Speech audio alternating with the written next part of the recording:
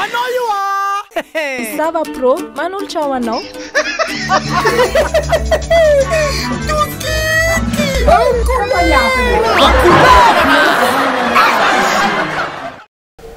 Aie, malamba na.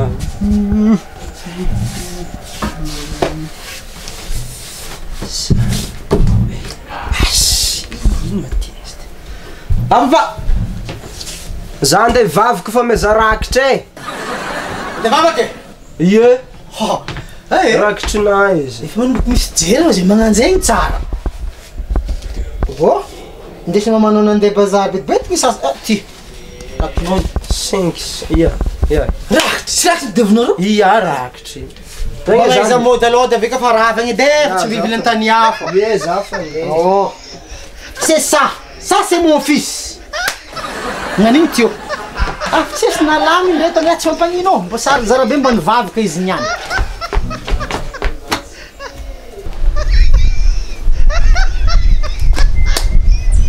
Pandehatra. Gantra mitafima na Mitrotera.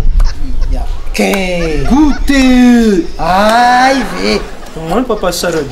anao tataliky zany commence hitako savara ataonao zany moaly na makimaky kahienao hitako anao nahazonao tsara toy izy fa tsara amanao igny fa loso Fa lasa. manafo e netiny vola jiaby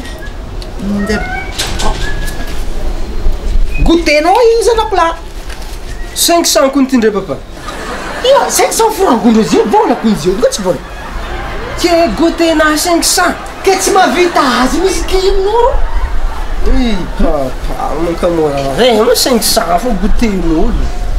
anao migna 500 mio anao ampitaovanao amy Zagnahary Ino ka dirany koragna zegny ke olo anao no moalina miako 500 de natao rakitra Zagnahary tsy nomo karaha ataonao eto aminao e 500 fa minao zanga tsy nagnanjegny pengo e 500 fa minao za nagnanjegny izy moaly taminao taneglise tao izy konsoanje. ke zegny edy boko ke anao ke ika miako 500 ke nomo ndraiky anao 500 francs Fo Zagnahary zany ko tsy homagna fô za homagna ty tsy mavoko bôke. anao edy amy Zagnahary izy io mivolagna mitao amy Zagnahary mindôha mavita azy izy Papa. afo to bebe Zagnahary ndraiky e zaza vaizo zegny problème